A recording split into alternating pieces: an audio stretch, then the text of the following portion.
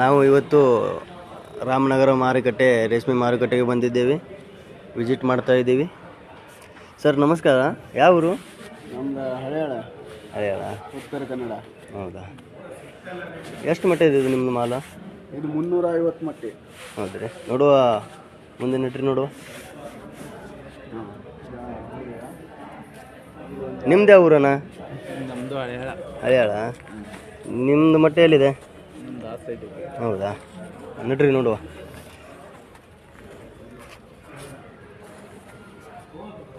ಮತ್ತೆ ಎಷ್ಟು ರೀ ನಿಮ್ದು?